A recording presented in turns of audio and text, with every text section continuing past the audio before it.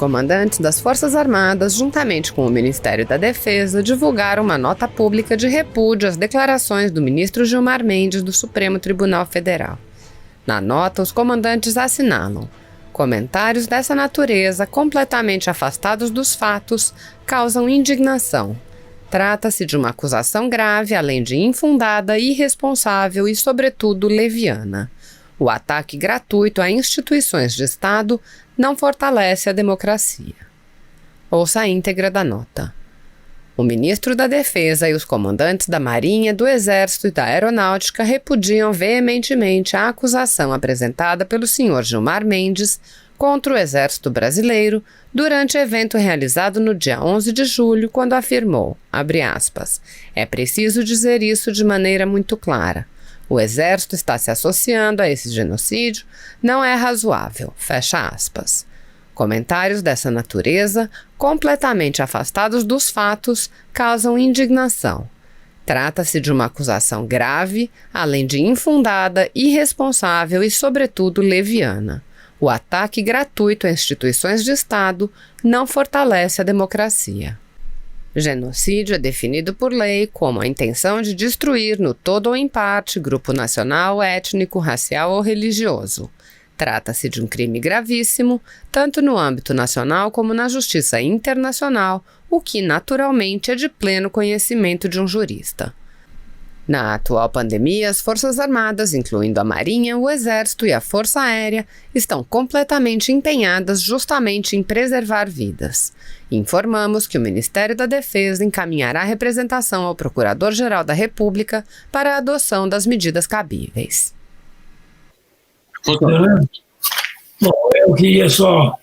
Está um pouquinho tarde já para mim, que eu tenho que dormir daqui a pouco, mas eu quero só lembrar que eu adorei todas as intervenções, são profundas e muito também indignadas sobre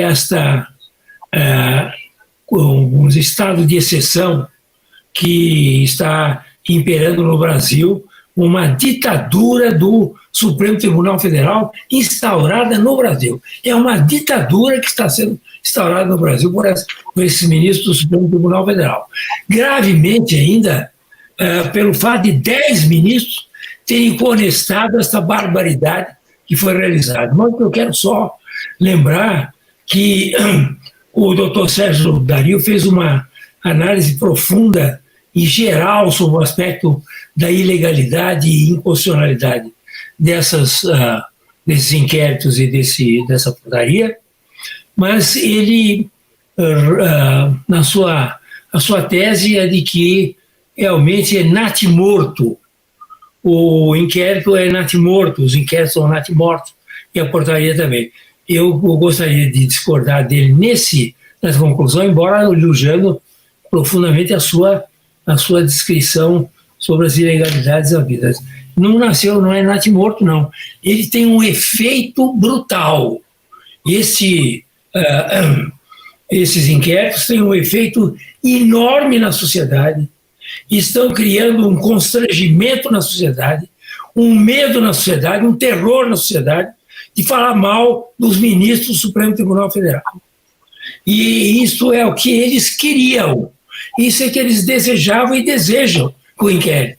Eles não querem nada que o inquérito seja julgado em primeira instância, que vá para lá, que seja arquivado, porque não tem consistência. Não interessa a mínima. Interessa que eles, ao prorrogar 6 meses, vão prorrogando, agora com o aval de 10 ministros, eles vão prorrogar, é para criar o terror na sociedade, criar o estado de exceção que eles estão criando na sociedade. Esse é o objetivo. E, portanto, a questão aqui também, eu gostaria de elogiar muito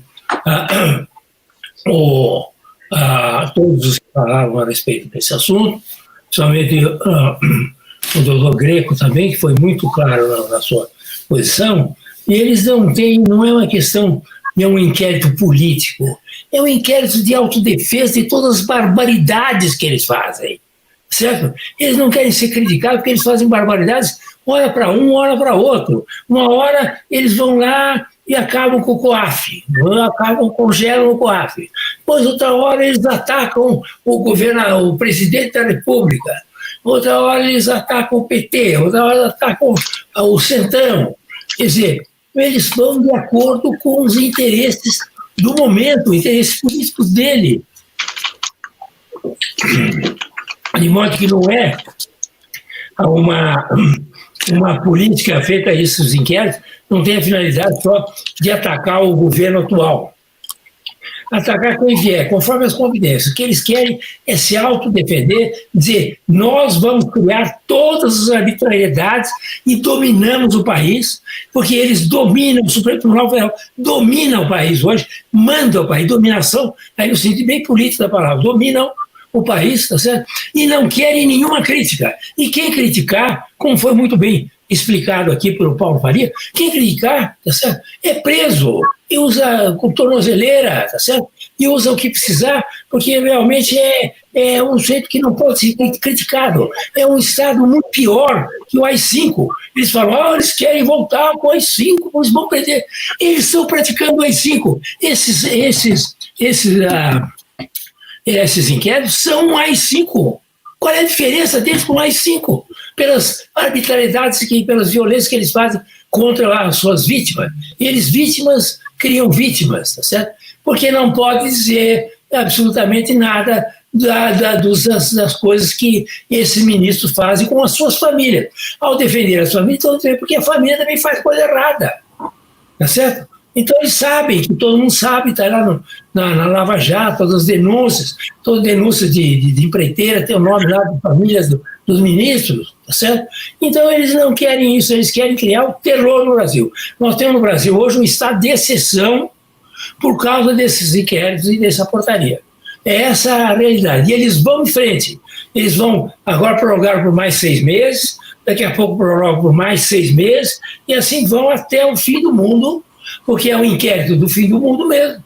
Então eles vão até o fim do mundo fazendo esse tipo de arbitrariedade contra a sociedade brasileira. Nós não temos mais um Estado democrático no Brasil. É conversa fiada. O Estado democrático brasileiro está suspenso, pelo menos. Não, há uma suspensão do Estado democrático de direito no Brasil enquanto viger esse tipo de conduta e de inquéritos e portarias do Supremo Tribunal Federal. Deixa eu só acrescentar uma coisinha aqui. A turma está agoniada querendo solução, não é? Eu estou vendo a galera toda aqui mandando mensagem, qual é a solução, qual é a solução, qual é a solução? Eu vou até submeter uma solução a vocês, eu posso estar um pouco louco, né, com tudo que está acontecendo, mas a nossa única alternativa não é contar com o Senado, porque a gente sabe que ali é uma troca, né, de gentileza. Então, quer dizer que aí eu particularmente, junto com o senador, né, que começou o mandato ano passado, nós propusemos o impeachment do Gilmar Mendes e, obviamente, que isso não vai andar, né? Então, nós temos que ter, na verdade, mecanismos populares para que a coisa funcione.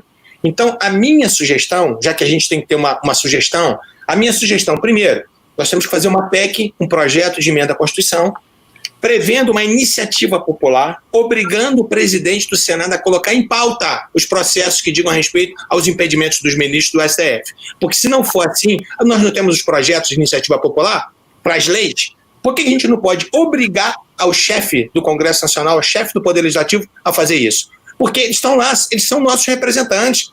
Eles não são nada mais, nada menos do que nossos representantes. Mas de representantes eles não têm absolutamente nada.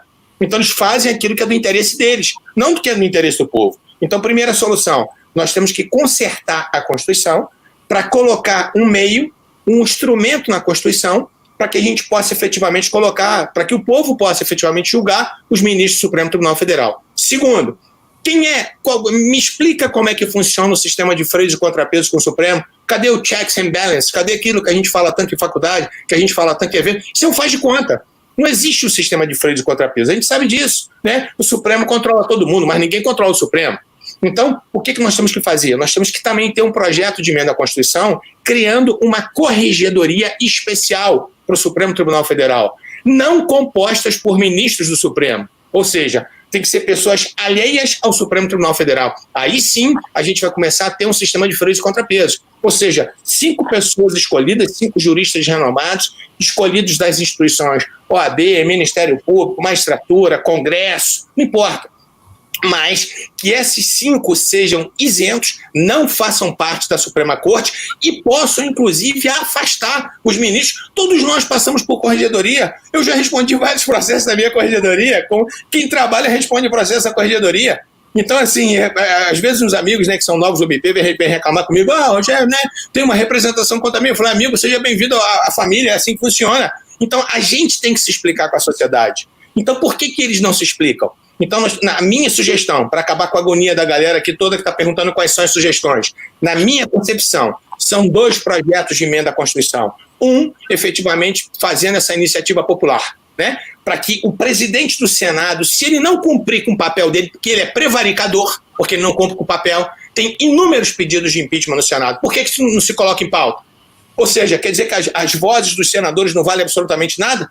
Segundo, a necessidade já passou do tempo, na verdade, de se ter uma corregedoria. Por quê? Que eles não são passíveis de serem punidos administrativamente? Por que isso não acontece? Ou seja, eles não são supremos.